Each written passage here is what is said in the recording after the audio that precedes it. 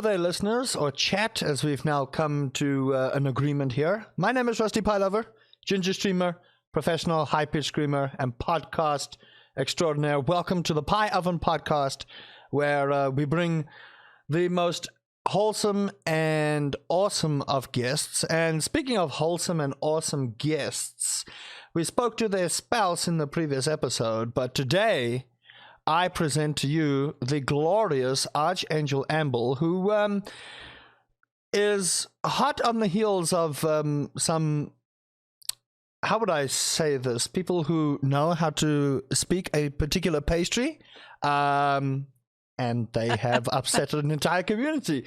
Welcome, Ambel. Thank you. Thank you for having me. Very excited to be here. One of the first. Okay, so I'm just gonna start off straight with the anarchy that you ensued, because I loved it. I absolutely loved it. I enjoy myself a good anarchy, but the croissant Yes. thing that happened, could you delve a little bit deeper into it and explain to us how that entire thing happened? You mean how I managed to upset the entirety of France Not just in them, one video? it seems like you Yeah. offended a lot of South Africans too. No, I was just in stream, and I don't know why, but we were talking about croissants, and I kept saying it differently each time because I realized, like, I don't know how to actually say it without sounding, kind of pretentious, going croissant or saying croissant and then having people point out I was saying it wrong. So I just made a little point about how it's kind of silly that we are so serious about how we pronounce it. And it caused a field day in the comment sections of that clip of, people discussing the origins of croissants and why we should call them certain things. And it was apparently quite a divisive and serious topic. Yeah. So how would you say it, just so that my listeners can also join in on the anarchy here? From here on out, we're just calling it a crescent. And if you feel like it, you can say crescent in a French accent, but we're no longer calling it by any of its former names. It is henceforth, it will be known as a crescent. That was Or beautiful. Or a broekie. Broekie was also a very good suggestion. I think that might more apply to a hamburger bun than to a croissant. But you know what? I'm going to go with it. You know what? I'm down for the anarchy. Chat, you should have seen it. I was watching this TikTok, and my wife was lying next to me, and we were killing ourselves because Ambel has this dead serious face. I'm talking poker face, 100% dead serious, saying these words for a croissant, all right? In all different types of manner. And I looked at this and I was like, this is the single greatest piece of anarchy I have ever seen in my life since I did a bad French accent in my honey pop videos. I'm talking 6 years ago already. So as a French accent enthusiast, I enjoyed every moment of that. I just want to point that out. Yeah, and it's really hard to keep a straight face. People don't know how many takes these things take because you end up just canning yourself because you realize how silly it is. But I guess that's a part of content that's just so fun, that shows the work behind the scenes. Everything looks perfect, but there's so much work that goes behind in that. And before we go with that one, there was another little bit of anarchy that you had caused. Oh no, which I absolutely I've been loved. busy Again. So if y'all don't know, Ambel has been doing a quote unquote charity run for, you know what, you take the role. I'm going to allow the floor open here, and you explain to people what this quote unquote charity run has been. Yes. And please note, this is quote unquote charity, so please take this as satire, because that is what this entire thing has been, and I love it. Yeah, so obviously in our community there's a little bit of misogyny here and there. And one little comment that loves to get thrown around is make me a sandwich or get back in the kitchen. And instead of getting upset about it, because at this point it's actually quite boring, right? We've heard it so many times that it's not even upsetting anymore. It just absolutely bores us to death. I thought, how can I flip this around a little bit? And I realized we should actually take this seriously. Like, what if these gamer boys are genuinely hungry and starving, you know? So I decided to start this little fake charity organization thing where we're aiming to end Gamer Boy hunger by 2030 or something. I can't even remember when I said we're going to end it by. And I did a little promo video talking about how we're going to end Gamer Boy hunger. And then it was really funny because someone actually ended up donating to the cause. I'm sure they completely understood it was satire and they were just like donating to be funny. But yeah, we probably will be making some sandwiches to donate anyways now. Just so their money actually goes where I guess we said it would go theoretically. I'm sitting here, I'm crying of laughter, so I'm away from my microphone because that was so beautiful. Yeah, no, this is one of those stigmas that we regularly talk about over on the stream. Is you always have to get someone that is misogynistic towards the female gender, especially on like Twitch and content creation. Always, oh, go make a sandwich. I'm just like, listen, my dude.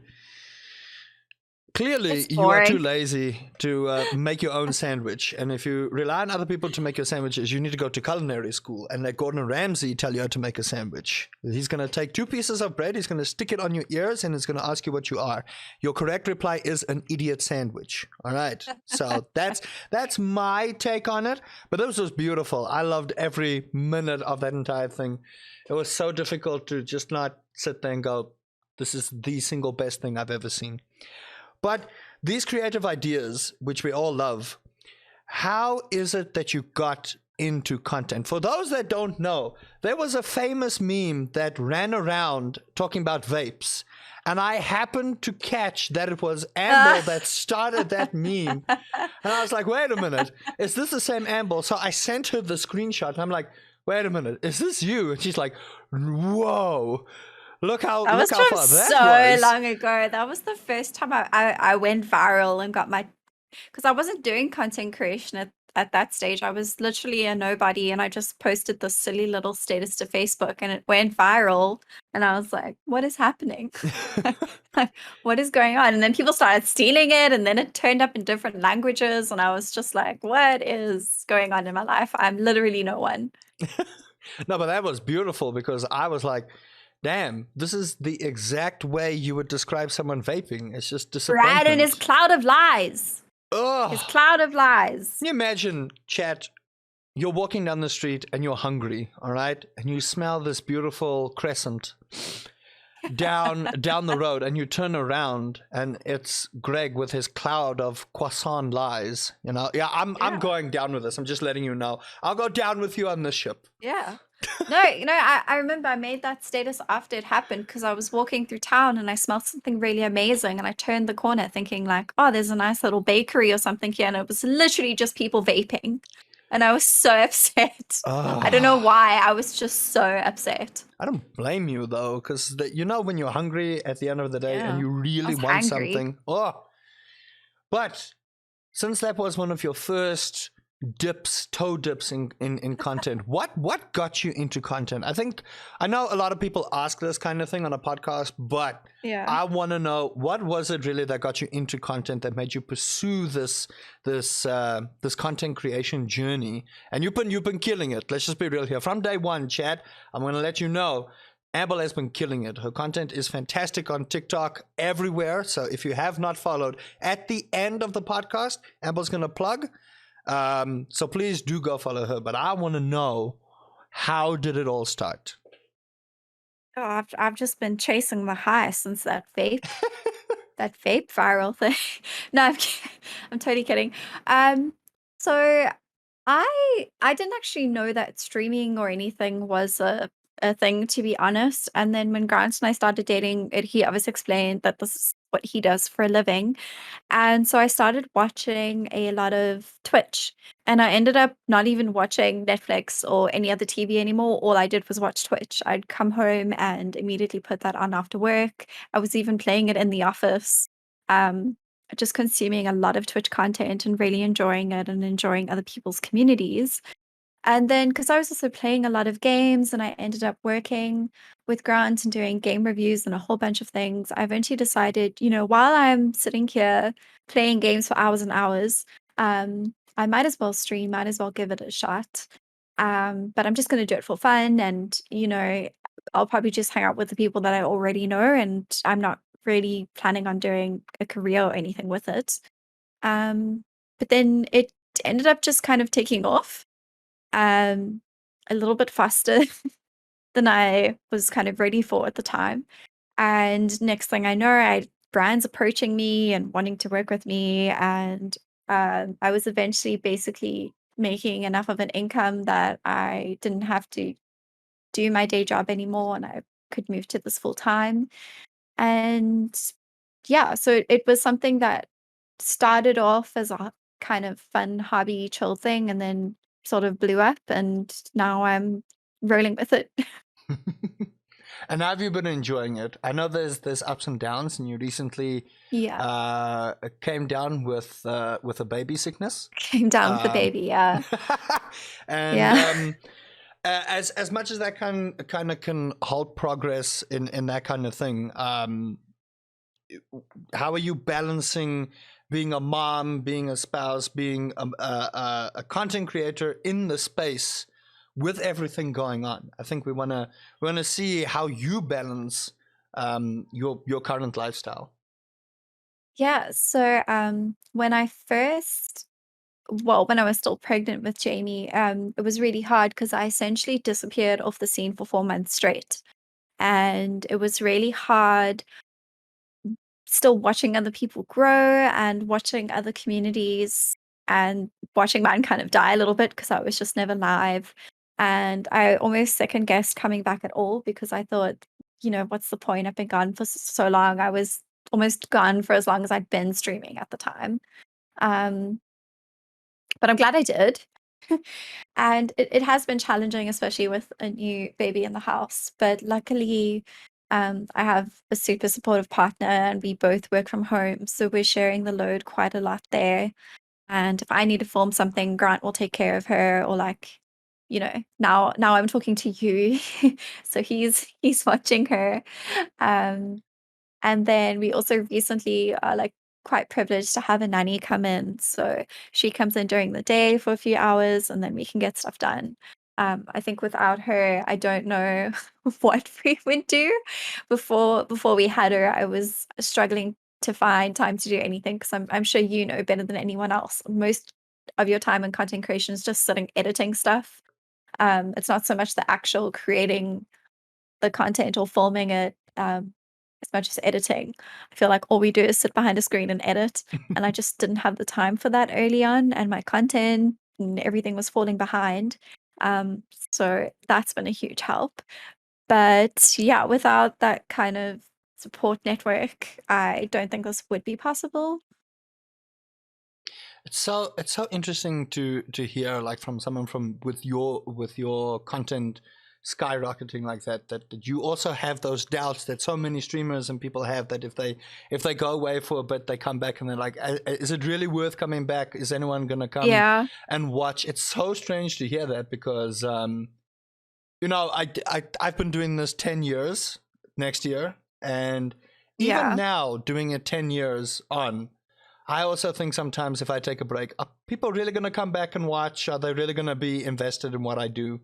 Um, so it's so strange to hear that. How did you get back into the mindset of wanting to come back after your baby came? Because I know, okay, mhm, this is from my parents telling me, or my mom telling me, and Kita's mom telling me, that after you've given birth to your baby, that you go through this little bit of a depressed slump. I think it's yeah, postnatal depression, if I'm yeah. correct. So how did you get past that and back into your groove? What made you say, all right, we're back. I'm gonna hit that go live button, and we're just gonna get right back into the flow of things. So it was really hard to hit that go live button because you are feeling pretty much at your worst that you've ever felt. And, with streaming, you have to be on and you have to be entertaining. And that's really hard if you're not feeling yourself at all. And Grant kind of just encouraged me to just do it for 30 minutes my first time. He just said to me, whenever you stream, you're actually at your happiest and you're interacting with everyone, and probably all your regulars are going to come through and be so happy to see you again. And it's probably going to change your mood. And that's exactly what happened. And I ended up streaming just for hours and hours because things completely changed. And I went from feeling absolutely horrible and depressed and miserable to just being in a really good mood, seeing everyone again and seeing all those regular names in chat. Um, so, if anything, streaming's kind of helped with my mental health instead of the other way around.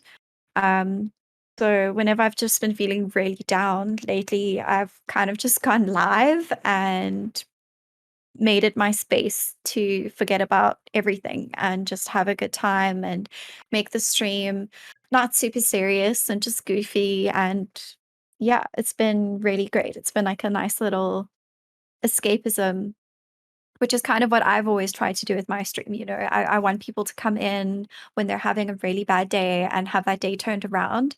And it's quite nice that now I've been doing that for myself.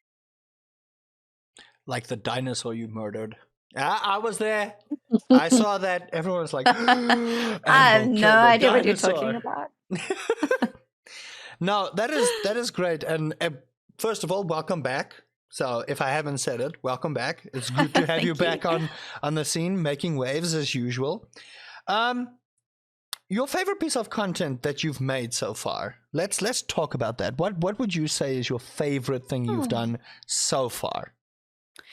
Do you know, it's actually so funny. So what I've been doing lately is there was a stage in my content where I actually dreaded making it because I think there's this pattern you get in with brands where there's so many channels of approval for one single post that it just becomes so tiresome. You'll send a 30-second video and it takes 2 weeks to get approved because like 5 people have to approve it. And then I just started really hating making content because I used to overthink everything and like, oh, is the brand gonna like this? Is everything perfect in the shot? And I think recently I've just sort of stopped thinking about that and I've just been posting and creating, and they've also given me a lot more freedom to just kind of do whatever I want. Um, which is funny because lately I think the views are down in comparison, but I'm actually genuinely enjoying just posting the content and experimenting a bit and being more creative. Um, so I don't think I have a specific piece that I can talk about recently, but I think just in general, the last few videos I've put out, I've just really enjoyed actually creating them more instead of thinking, oh, how am I going to promote a brand in this post? It was just, how am I going to be silly and goofy and how creative can I be? So interesting. What are your opinions on working with brands? Like we can talk blanket here Yeah. if you're not comfortable, but there's this thing. It's not a thing, but there's a stigma locally that if you work with a brand, you've quote unquote made it, or you're a sellout, Yeah. or whatever the case may be. How different is it being able to have your own creative freedom versus working with a brand that want a specific type of thing? I haven't really worked with a lot of brands. Yeah. I've been more true to myself, and people know my content. My content is RPL, Ginger Streamer, Professional High Pitch Screamer, and insert line extraordinaire, something like that. just to keep it random. And Yeah. it's very rare that I've worked with brands, but I have found that, like you said, they wanted a specific thing and it takes a while to get videos done. Is it worth trying to work with brands, or is it something that you'd rather say, okay, focus on yourself and let brands see what you do and allow them to pick what you want as part of their videos and not so much what they want from you? That if you get what I mean, Yeah. they don't. What I found is some brands don't want your personality. They want to use Yeah. your identity to help them. But the Push content that you their make, stuff. Yeah. and the content that you make doesn't feel like it's you. It feels like you're reading off a script and this is how it is. Versus Yeah. if a brand approaches you and wants your personality, what do you think is the real ideal key there? And is it worth working with brands? Yeah, so the first thing is just to touch on the whole sellout thing. I think the reason a lot of people kind of catch that stigma is because they ping pong and jump between a whole bunch of brands. So, 1 week it's this keyboard and the next week it's that keyboard and then 2 weeks later it's the next keyboard from the next brand. And I think that's when you might get a bit of an image of being a bit sellouty, because people can't really trust exactly what you're saying, what products you're recommending, because you're obviously just recommending whoever's paid you to recommend something. So unless you're like a tech journalist, which then it's obviously completely understandable that you'll give your honest opinion on different products. But if you're representing a brand, it's better to just stick with one. Um, so the brands that I work with, I definitely think of them in terms of longevity and who am I going to work with for years instead of just a contract, because I don't want to this week be saying, oh, okay, and I'll say MSI because I'm sponsored by them. Like, I'm using MSI's graphics card and it's so amazing. And then someone else comes to me and approaches me, and then suddenly I'm not Team MSI anymore. People are going to be really confused. So I think when you work with brands, it's really important to just understand that you need to kind of pick a boat and sit in that boat. Don't just keep jumping ship every time someone else comes to you with an offer, you know? Um, but yeah, in terms of balancing brands and your personality, I think I also really struggled with that at a stage. I felt like um, the brands wanted to play things extremely, extremely safe. And I couldn't really put too much of my personality in it, which, I mean, as you know, I am a little bit out there I sometimes. love it though. Uh, so, I always found a bit of a compromise. So for some of them, I'd say to them, look, I'm very happy to ghost create content for you. So I will create the content that you want with the gear and everything that I have, but I'm not posting it because it's not me. So either you let me do something with my personality in it and I post it and you can use my platforms as part of that branding then, or I create the content for you, I send it to you and you post it yourselves. Um, because at the end of the day, you're still working with the same brand and they're still happy and they're still paying you, but you can maybe work between content that you actually enjoy creating versus content that they really, really want. Um, because you have a really good point. If they're working with a certain creator, they should choose them based on what that creator is already making and who they are and what their personality is. If some brand came to me and wanted to work with me and suddenly wanted me to completely tone things down, I wouldn't understand where they're coming from, because either they haven't seen any of my content, um, or they just think I'm going to completely change for the sake of getting paid, which is not cool.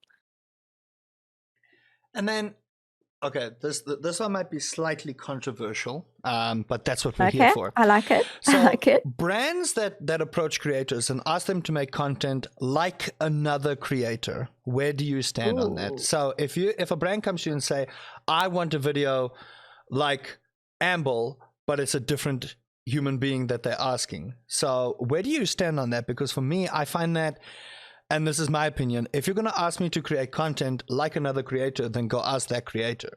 Yeah. Don't ask me to make a video like them, because that I'm not them. Where do you stand on that? Because brands have done that in the past. I've worked with Oh. with brands in the esports scene. Not a lot of people know this. I actually started my content creation journey in the esports scene as a Dota 2 caster, and I have seen it firsthand happen where someone is asked to create content like someone else because they couldn't get that person to do it.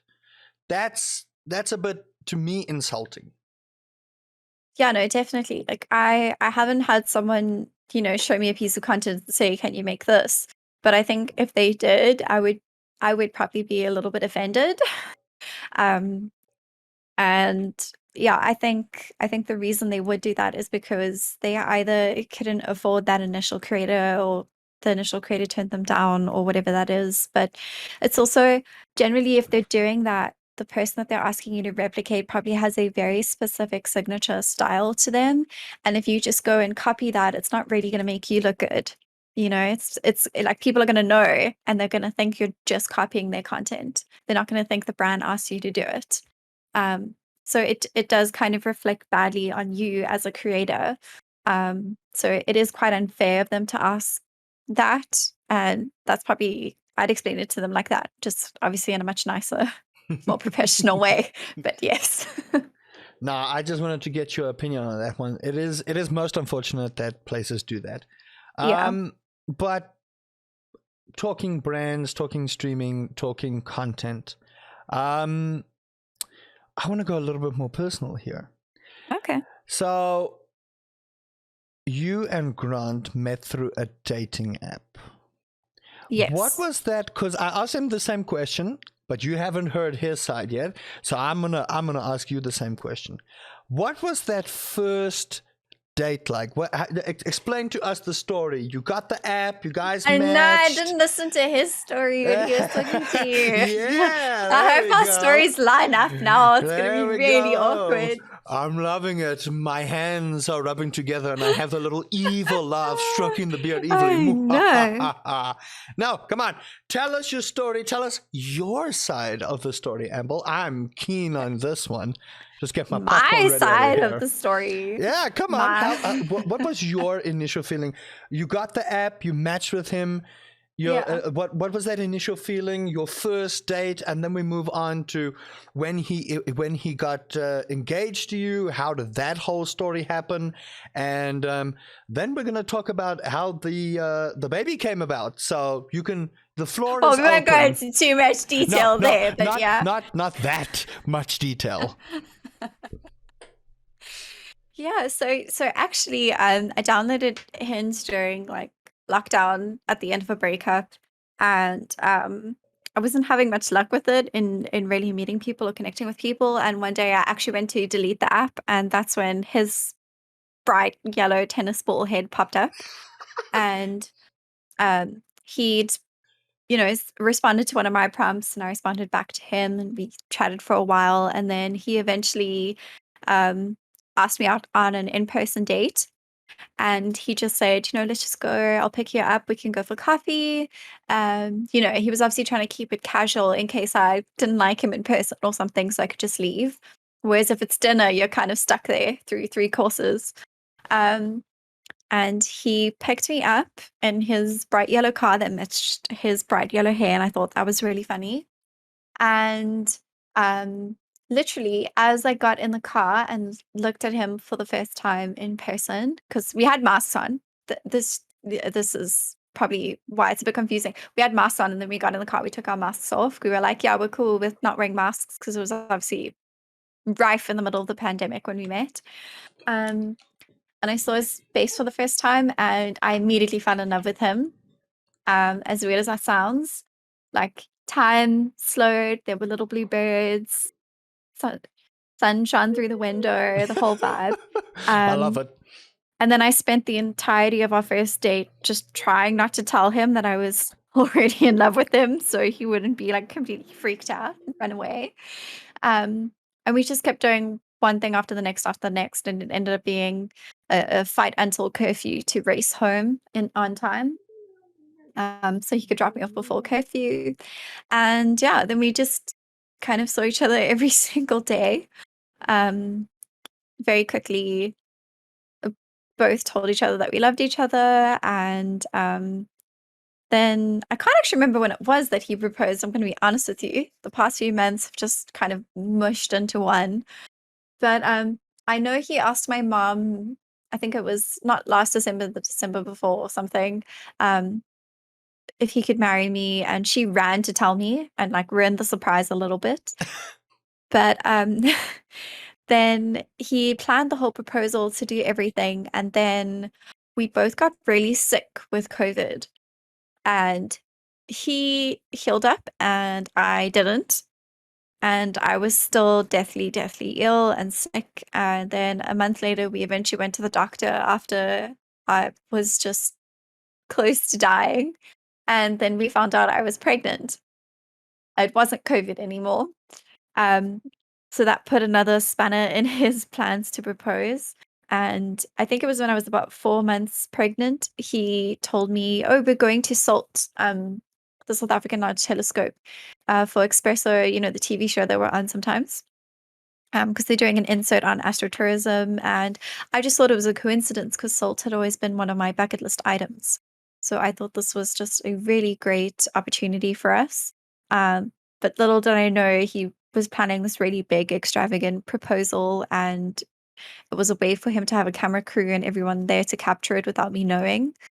And yeah, we had that experience, and he had an amazing proposal, and I loved every minute of it, and obviously said yes. Um, and then a few months later, we had Baba, and yeah, the only next thing on the cards for us is, you know, to have a small little wedding with our families together, and yeah, then I think we've kind of done all the adulting things that we could possibly do. Oh, that was so beautiful. No, your stories line up. Don't worry. Okay. Your stories line up. I paid close attention. Now that's awesome. And the pregnancy. Okay, so for those that don't know, okay, I will cut this. Are you fine with me talking about your pregnancy? Yeah. Okay. Yeah. So for those that don't know, Amber was told she could not have kids. So what was that feeling like when the doctor told you couldn't, and all of a sudden here's little Jamie? Well, it was really funny because when the doctor gave me the pregnancy test, originally I was so convinced that it wasn't pregnancy that I only took it the next day, because I'd spent the whole day getting a whole bunch of blood tests and stuff because they were just ticking every box. And I was so exhausted when we got home. I just said to Grant, okay, I'll do it tomorrow morning. Like, it's the best time to do it anyways. And then when it turned out positive, I literally grabbed him and took him to the nearest Clicks, and I went and bought like 3 more just to double check. And then I still took him to MediClinic so I could get a blood test so I could be like 150,000% sure. And then it was really scary because I went to, you know, for the first scan, and it was with a completely new doctor and everything. And Jamie was like a lot bigger than we thought she'd be. Because for us, we just found out we were pregnant. We thought, oh, she's gonna look like a little bean or a weird little thing with a tail, but she already looked like a little human. And she was quite big already, so we got quite a fright because I'd obviously been pregnant for quite a while and we just didn't know. But yeah, it was exciting for us because I think we'd obviously spoken about kids beforehand, and we said, you know, we do want them someday. I think the plan for us was just to always adopt. Not just because I couldn't have kids, like I myself am adopted, so I always thought it was the right thing to do, and Grant himself. And we also thought, oh, it'd be really nice to skip the baby phase because that's always like the part that everyone complains about. And I can also kind of skip being pregnant and keep working. But obviously none of that went according to plan. But we got a pretty awesome kid at the end of it. So I'm glad it happened that way. No, that is a beautiful story, and I am happy for you both. And you both make amazing parents. I just want to point that out.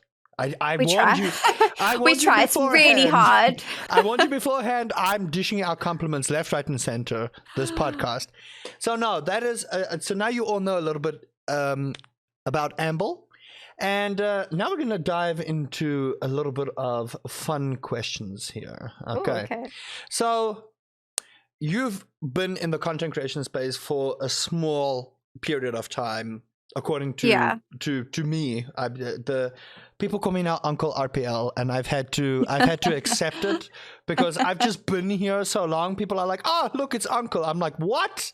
The first time someone said that in my chat, they said that in my chat, I could feel my back start to ache. I would have banned them. I would have said, "Listen here. I didn't go live to get it complex." No, but you know what was so funny? Like I've and I don't know if you look back at like your older content and things, but you know what? I cannot, and I've said this to anybody that comes into my chat. I cannot for the life of me go look at my very first video. It is so bad. And that video was November 23, 2013. So next year, November 23rd, 2023, I have to go and look at that video and be like, this child and his dreams, you know? So when you look back at some of your older content and you look back to where you are now, right? Yeah. What growth have you seen? This is always the question that gets people, because I still struggle with that kind of thing. But let me open the floor to you. What do you look at when you see that first bit of content you made compared to what you do now? Well, I still feel like I'm in my content infancy. I've I've kind of still just started. I think I'm still in that phase where I'm experimenting with my content and trying to really figure out how I want to do things and how I want things to look. Like I didn't even really have branding or things for my stream. Like I make my overlays in Canva with whatever's there, and I kind of just do things with the thought of I'll eventually figure it out and it will look the way that I want it to look in the future, but that shouldn't stop me from doing it now. But yeah, if I look back on content, that's really hard because that's like yesterday, like I just started. Um but like obviously the let's take it quality's back. improved. Let's take it back to that Outlaw. No, it was Resident Evil Village, not Village 7 video, because I saw that chat. It was one of Ambel's first TikToks that she had made regarding gaming, and it was so well done. She went on a Boots and Binnets accent, and it was the most beautiful thing I had seen ever. So I want to take you back to that one. Yeah. What was that like, having to get into that type of characteristic for Boots and Binnets, and just like, bro, yeah, I'm gonna make me some. I can't do it great. Games. Yeah, that was beautiful. What brought that on? Was it the fact that you were playing a horror game and you're trying to psych yourself out? I was scared out of my mind, and I thought if I just act like a tough Joburg bit, I'll be able to get through this house and everything will be fine. And if I just make myself laugh, like I'll actually be able to do this, because I was so scared I didn't want to play the game anymore. And then I know, like with that clip, I ended up just clipping a little thing from stream and putting it on TikTok and thinking, okay, we'll see what happens. And then I woke up to it being just shared everywhere. And then also I always get scared when things get shared to Facebook, but it was also like all over Facebook. And then every time I streamed, everyone came into the stream and they're like, do the boot, be the boot, do the boot voice. And I was like, guys, I can't like just turn it on. Like it's not a character or something that I pretend to be. It was just something that I did in the moment because I was so scared and I needed like a coping mechanism. But yeah, I think there have been a few moments like that where something was just a bit of a happy accident. And I haven't really tried to replicate it since, because I feel like if I tried to make that a thing, it wouldn't have worked out very well.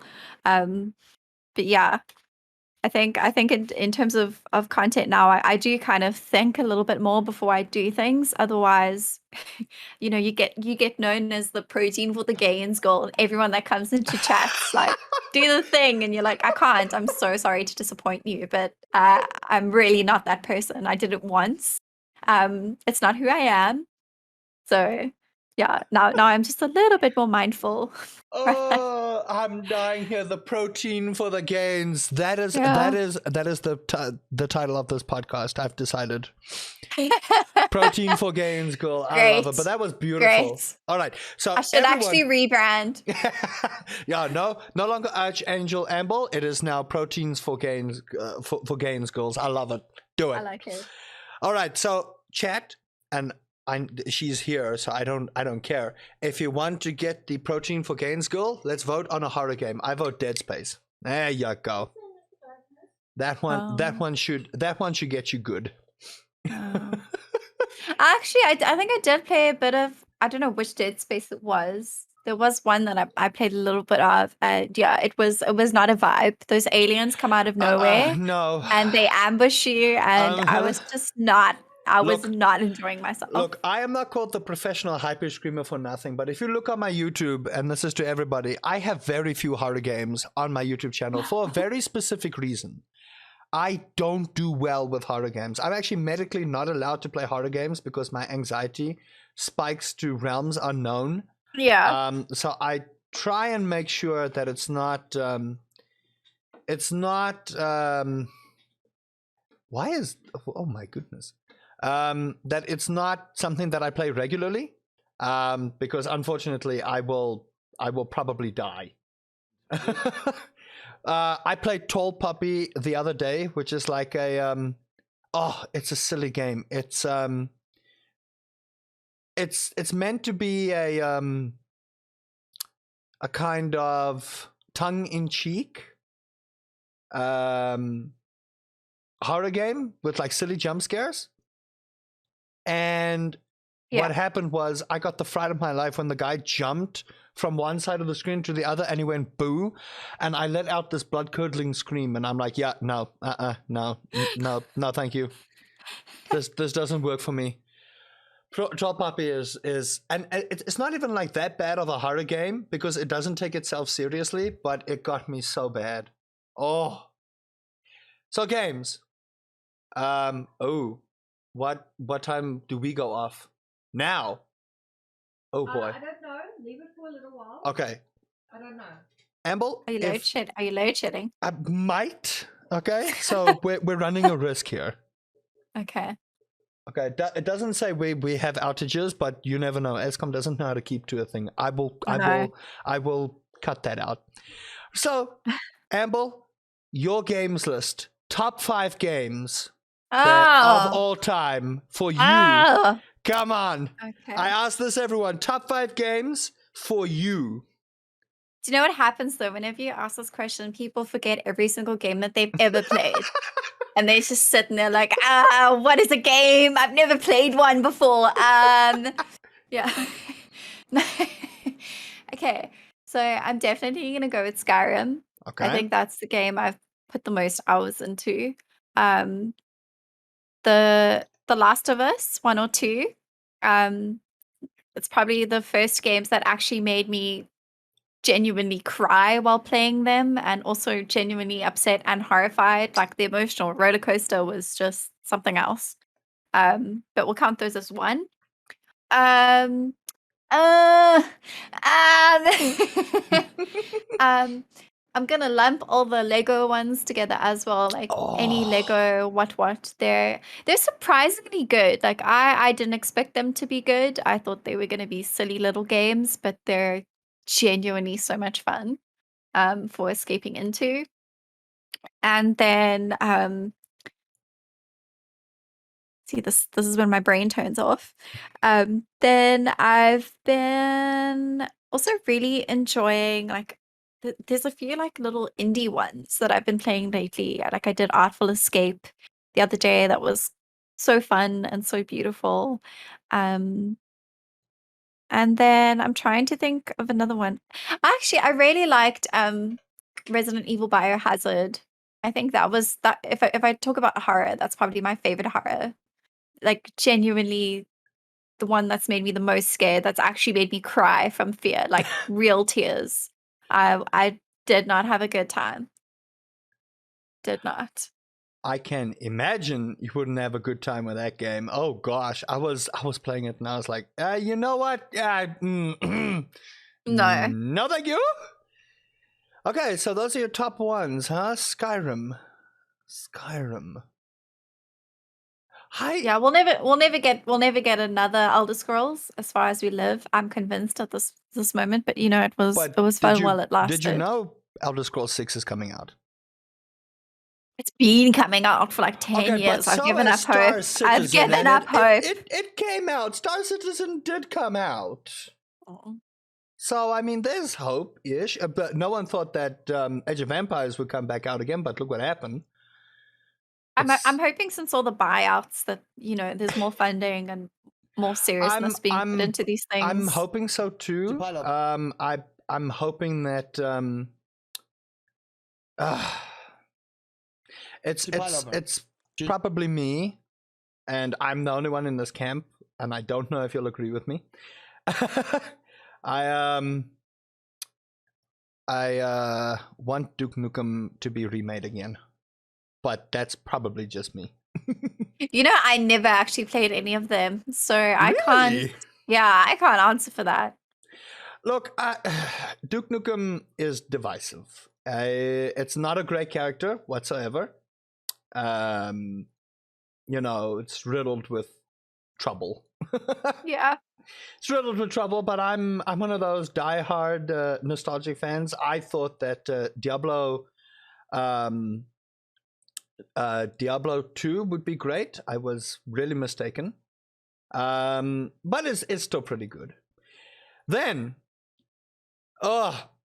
we still have 15 minutes. All right. Your favorite music? Oh, my word. You gotta give me, if not your favorite, your top 5. Okay. I'm going to, but here I can get help because I can open my Spotify and then it will remind me of what music I actually listen to. Instead of me just not knowing and not remembering any songs again. Hold on, I'm getting it up. There we go. Let's see. I know I do like sad music generally. I don't know why. I don't really listen to Give me music some when I'm super examples of sad happy. music. Let's see how sad your range goes. Oh my word. Trying to pull up all my music now, and now I'm like, I don't know if it's sad enough anymore. If you don't have songs, give me artists. Or ballads. Okay, I love Labyrinth. Okay, good. I think I've got every single one of his songs on here. I also like Spencer. They're kind of an electro indie artist vibe, very very chilled electro, which is also quite cool. I also love The Weeknd. Got a lot of that on here. That's not sad music. That's just there. Joji, Pizza Girl. Alabama Shakes. I really like Alabama Shakes. They're kind of like blues rock. Really enjoy them. And Jacob Banks. There we go. Those are my top artists. Not bad at all. No old school ones though there. Nah, I'm not a huge old school fan, hey? Really? Yeah, not at all. Even like Grant and I are always fighting over music because he loves his old school rap and I can't stand to Old listen school to the rap. old. Hold on.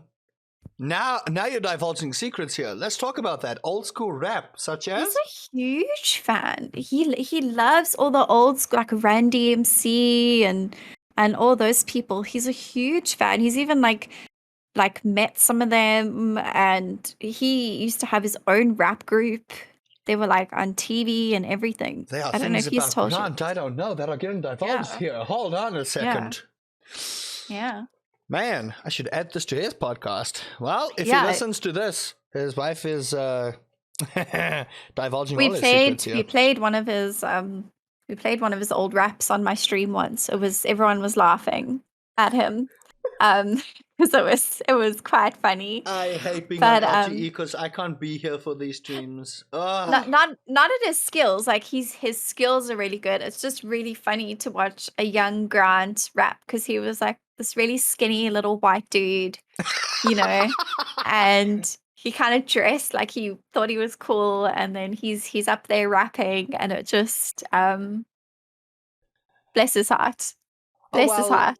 It's only recently that I started getting to try and sing in front of people, and you know how dead terrifying that is. So kudos to him. Yeah. Kudos to no, him. like he raps any chance he can get. Don't get me wrong. There's a constant concert in this house. Your daughter will grow up a rap artist. I hope you know that. No. The sigh Maybe of every as long mother. as she does some of the newer things, like Grant's thing is he always raps the old school stuff. If she raps the newer school things, Okay. I'll be happier. I can deal with that. So does Grant listen to Coolio and raps Gangsta's Paradise? That's what I have to know. I don't think I've actually heard him rap that one specifically, but I wouldn't put it past him, and he'd probably know every single word. That's fair. To it. I didn't know you don't like the old school stuff because, okay, don't judge Oh me here. no, I can't stand it. My range of sadness goes from Michael Bolton. Oh no. to and don't judge me here. I only listen to a handful of his songs, but Hey Korsten. I don't even know who that is. Oh! Literally don't even know who that is. Okay, that's fine. That's fair. That's fair. Then you're not a fan of Afrikaans music. No. The only like Afrikaans music I listen to is like Van Pletzen, and they're not even Afrikaans. It's like Tweede Okay, that's fine because if you spoke here, Kurt Darren, I would kick you off the podcast. I swear. No, but can I tell you a funny story about that? Go for it. Is when I was still working in an office, Grant thought it'd be really funny to add to my Spotify playlist a whole bunch of Kurt Darren music. So when I played it in the office, everyone thought that I listened to Kurt Darren. And I pretty much got made fun of for like a week straight. It was great. It was a really good prank. I have to give it to him. I'm surprised that you're still marrying him, because if Keita did that to me, I would probably divorce her where she sits. If you put Kurt Darren on my Spotify, my angel, I will divorce you where you sit. I don't listen to Kurt Darren. Thank you. This is to all the people listening. If you're a fan of Kurt Darren, y'all's vows will till Kurt Darren do us part. Yeah, exactly. Right there. It was on the live stream.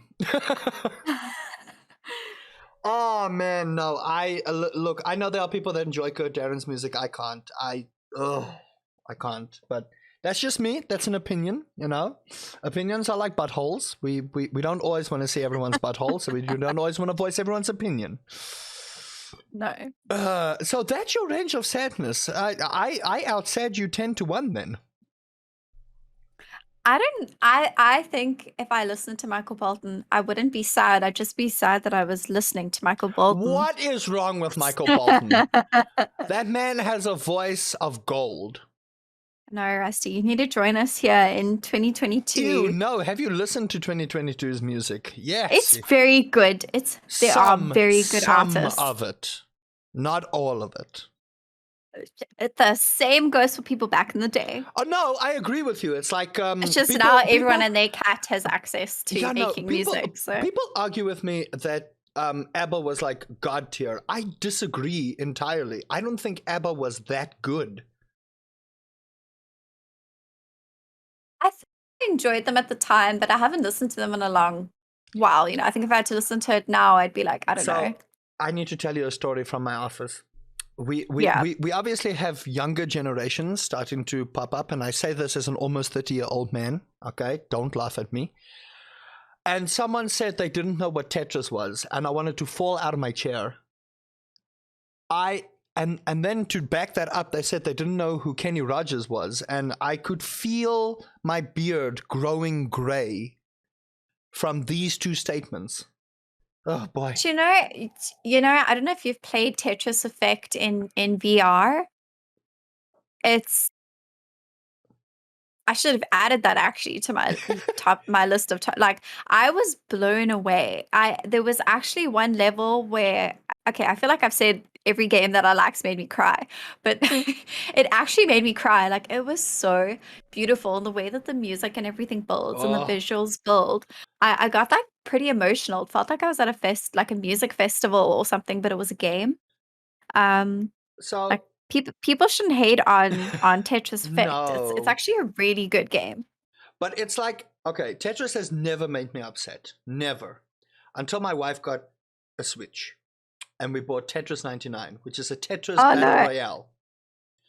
My word. Grant and I played that on a holiday once. Yeah. It's infuriating. I've never gotten so upset with Tetris before. I'm like, why is everyone targeting me? And you need to understand the mechanics of how the Battle Royale works and how certain things work. But I'm just like, I just want to play Tetris, kick all your asses, and then be like, okay, I win. And then I get those people really chose violence because they were like, let's take Tetris, that's already quite challenging, and then we're going to add Battle Royale elements just because we want you to be so miserable. And now, look, this is self-inflicted, but like my top 5 games of all time, Stardew Valley, I mean, 100%. Stardew Valley to me is one of the best games of all time. Like and I know it's like it's a, I don't want to say knockoff because it is its own thing, but it is a sort of similar pipeline to Harvest Moon. But I feel like Stardew Valley just does it so much better. And with the amount of content that you get from Stardew Valley, I'm honestly excited for Haunted Chocolatier coming out from the same developer. Yeah. Then Dota 2 is on my list. And I know people roll their eyes with me, but Dota 2 is the most expensive free-to-play game I have ever had because I consistently buy shinies for heroes I never play. Consistently. Every year, TI, for those that don't know, it's called the International, and it's already been announced, release a battle pass with exclusive content, and my Neanderthalic brain is like, I must have the shiny. The shiny must be mine. The precious. You know? You're more than welcome to buy your shiny. So, Dota 2, and then I will, funny enough, add Skyrim to my list. I wasn't a huge fan of Skyrim, but then I sat down and I played it, and played it properly, and it's like, it's a fun game. The only problem that I have with Skyrim is it continuously re-releases and has the same bad bugs. But that's a Bethesda thing. It's now a it's feature. That whole joke of, It's is it a feature bug or is it now. a feature? Yeah. So Like, I yeah. played it on stream, and I went Imperial because everyone was yelling at me, stop playing the Nord and the you know, the Defiance, and go play the Imperial. So I did it as a joke. And there's one mission, I kid you not. The only way to fix the bug is to wait 32 in-game days. I was so close to uninstalling the game. I'm being 100% honest with you. I was sitting there waiting 32 in-game days, and I was like, oh, this is the worst. This is why no one likes this game. And obviously, I'm in the minority saying that. Then, Lego Star Wars, The Skywalker Saga is the best Lego game to date. Yeah. It is the best really Lego game to enjoying date. I love it. I can't get enough of it. And then, number 5 is going to have to be the Sniper Elite series. I have always enjoyed the Sniper Elite series. And now, I did not know this because there was no marketing for it. Sniper Elite 5 is coming out, and it's a 300 Rand for a AAA title. It's 300 Rand pre-order, and the reviews for it are fantastic. It's a AAA title, and they're asking 300 Rand for it. What? That blows my mind. Check on Steam, 300 Rand. What's going on there? I don't know. Rebellion has never ever charged a lot for their Sniper Elite games, but they are a AAA title company. Rebellion is not an Indian, oh my goodness, an indie company. Yeah. So to charge 300 Rand for a AAA title that has got rave reviews, they're doing something right. Are there a lot of in-game purchases or something? Like, are they trying to draw you in? Like, No. What's going on there? They don't believe in the whole microtransaction thing. We're not talking EA games here. Wow. EA games are a different story entirely. And maybe some Blizzard games. Looking at you, Overwatch. Although I do love Overwatch. As the conductor of the Bob hype train, you know? Yeah. You were there, you know. I wonder what they're going to do with Bob for Overwatch 2. But to be honest, I'm not overly excited for Overwatch 2. And it's going to upset Grant because he was hyped. Yeah. He was hyped, but I'm not overly that hyped for Overwatch 2. I just feel they could have done the same thing that they were doing in Overwatch 1 and just maybe added on, maybe changed the engine. But, you know, it's not my company. Look, also the thing is with the Overwatch community, I don't think it mattered what they did. People would have been disappointed and upset about it.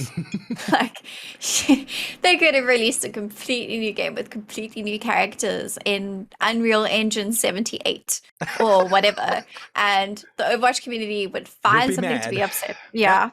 So, but that's just gaming in general. I feel like nowadays gamers find something to be upset about. Gamers love to be upset, hey?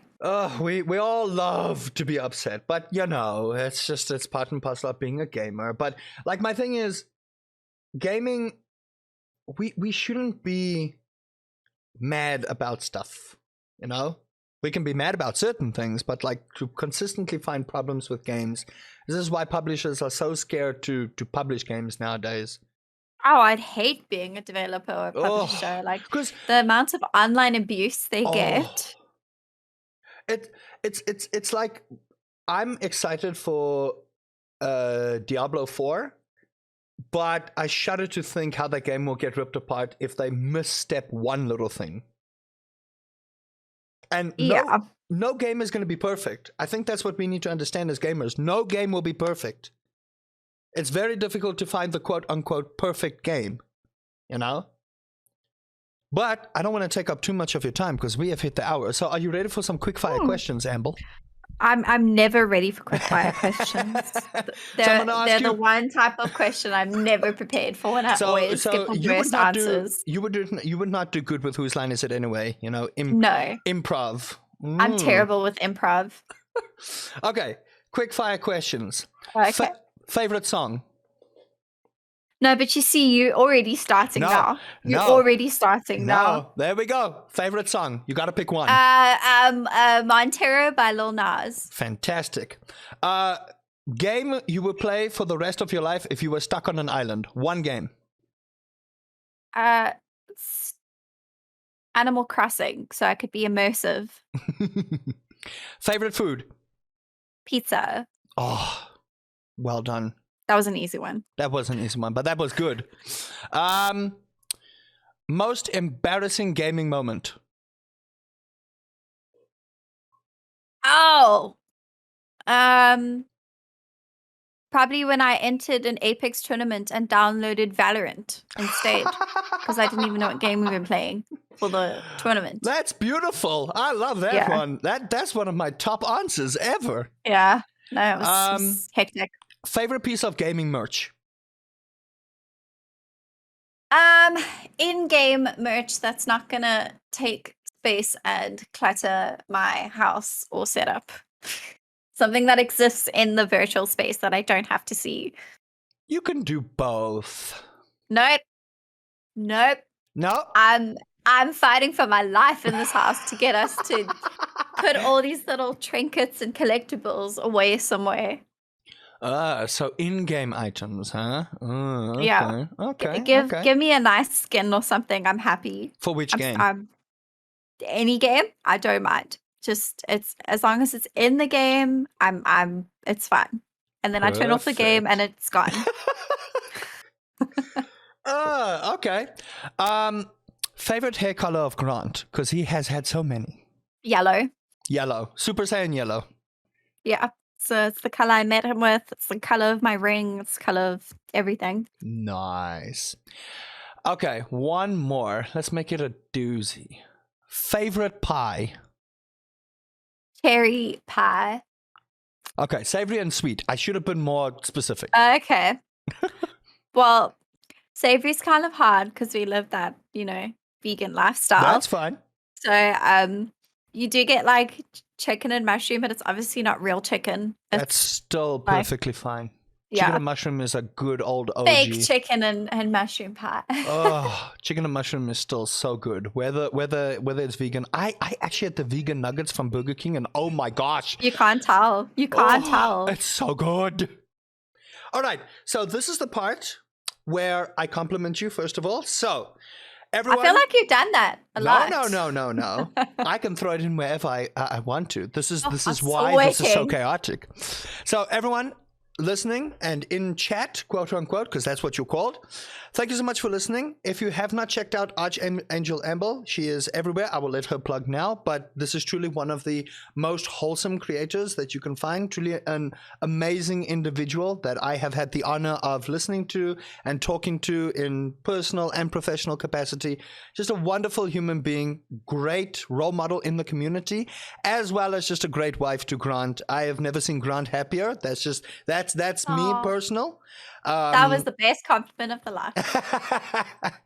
And if you want the best Boot or Bernard accent, you go to her. Now, the floor is open for you. Please plug where we can find you. Well, I have unique name privilege. So it's just at Ambel_Barnard across all platforms. So AMBL. Barnard, like the heart surgeon. So, So- it's an easy plug. Nice. So you'll find the links in the description. So you can just go and click on that. If you want to find me, I'm RustyPieLover, ginger streamer, professional hyper screamer, podcast extraordinaire, everywhere. So it's very difficult not to find me. That's one of the nice uniqueness about making a name that no one else can take. Yes. So, to my esteemed guests, thank you so much for joining me for this session of the Pie Oven. Thank you for giving us some insight on you as a person and you as a content creator. And I'm looking forward to see how well that little charity drive of yours goes.